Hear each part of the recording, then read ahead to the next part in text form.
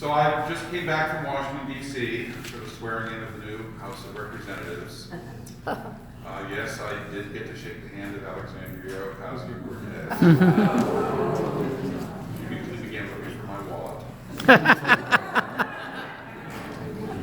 I may not be in the top bracket, but you know what they say. If you're only aiming for the top bracket, you're going to hit the rest of the middle class soon enough. Nancy Pelosi, of course, was sworn in. I was at Nancy Pelosi's first swearing in as Speaker, 2007. At that time, she actually had the Pope there. They were both on stage in front of a large crowd. The Pope leaned towards Mrs. Pelosi and said, "Madam Speaker, do you know that with one little wave of my hand, I will make every person in this crowd go wild with joy. This joy will not be a momentary display like that of your followers, but will go deep into their hearts and for the rest of their lives. Whenever they speak of this day, they will rejoice." Pelosi replied, "Your Holiness, I seriously doubt that. With one little wave of your hand, show me." So the Pope slapped her. Obviously, that's a pop. So my topic tonight is Visitor's Guide to an Alien Planet in Washington, D.C. And we all have something in common tonight because politically we live in New York on an alien planet, politically. I'm going to share with you one anecdote which won't make you feel better, but it will certainly make you knowledgeable, and you can share with your friends and commiserate with your fellow travelers. It's the number 9.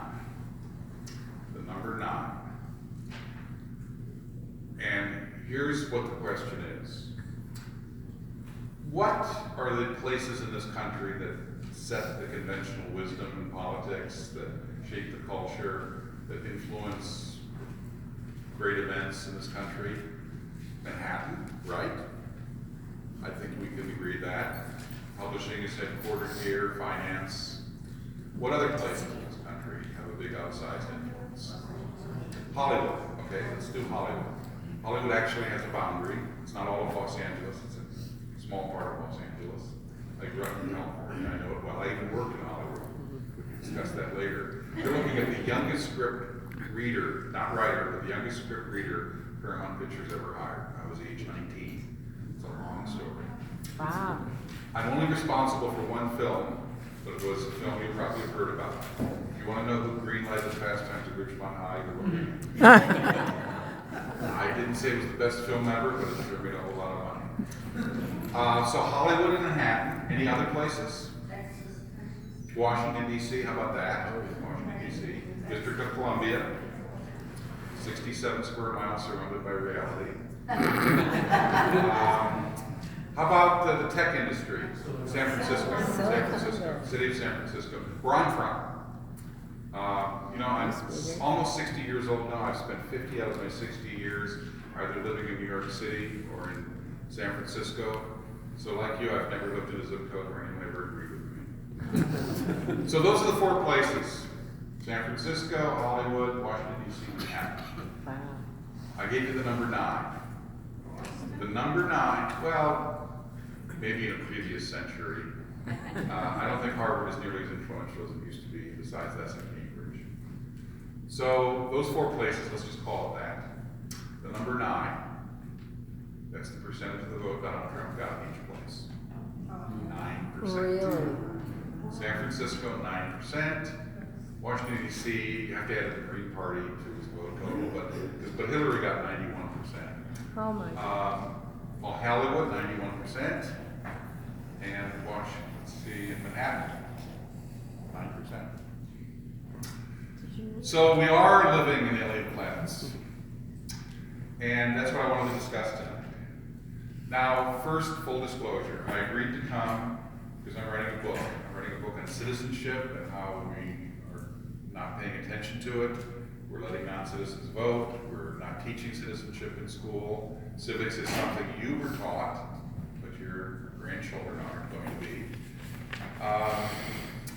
So you tonight are going to serve a greater purpose than just being my audience. You're you're also gonna be my focus group.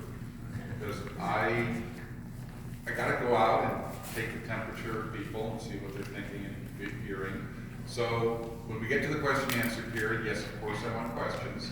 But if you have something you want to unburden yourself with, you know, let's not say 30 seconds, but let's say under a minute. I want to hear from you too. So this is a two-way conversation. This is not just me speaking at you. I also want to hear from you. And of course, if you have questions, I'll do the best of my extent, either answer them or dodge them. I have something of a politician. So where are we today? Well, let's look at the global macro view first. I've just been abroad. I spent most of the Christmas holidays overseas. There. And the one thing you notice, whether you go to France or whether you go to Italy or even whether you go to South Africa, places that I've been recently, you notice you learn something. There is a global rising discontent in every industrialized democracy in the world. There is discontent, there is angst, there is insecurity. And it's happening everywhere, and I think the first signals of it were probably the Tea Party back in 2009, 2010, but it has accelerated since then. Brexit, I was in Britain for Brexit. Brexit was a big, big wake-up call to the establishment that they weren't listening to the people. The election of Donald Trump, certainly. How many people here actually thought Donald Trump was going to win? Honest people. Honest people. I can assure you in another audience in Manhattan, the numbers would be lower. Since then, we've had eruptions all over the world.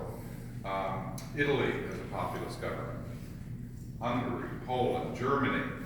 Chancellor Merkel is being run out of town.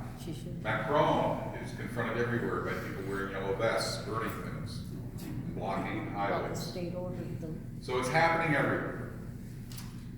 And one of the things that you can tell in every one of these countries is that in a industrialized democracy, you've got two groups of people who are polarized from each other. They don't understand each other. They barely talk to each other. And I'm borrowing from the British writer David Goodhart here. He calls these two groups the anywheres and the somewheres. And let me explain. The anywheres are between 20 and 25% of the population in all of these countries. That includes the US. Between 20 and 25% of the population are, well, yes, of course they live in the United States, but they usually don't think the United States is the greatest country in the world. They think we're deeply flawed because they've been around the world and they consider themselves, if anything, citizens of the world. They believe in multinational organizations like the UN more than they do the Chamber of Commerce or the Boy Scouts or the Rotary Club. They are more educated than the average person in the population, probably higher income, although not always. They certainly, if they grew up elsewhere, they moved to the big city, probably. They're more urban than rural. They're more secular than they are religious, or they're certainly more secular than the general part of the population. They're not so much patriotic as they believe in being good people, and they believe whatever they believe is good and right. And they believe that people who disagree with them harbor nasty internal thoughts and dislike people, and they might even be that R word that you hear about. But at the very least, they think they should be in charge of running things. In fact, they have been running things. Basically for 50, 60, 70 years, they've been running things. And results aren't that important. It's important that they run things, even if things aren't doing so well. And even if wages have stagnated among the middle class for the last 10 years until very recently,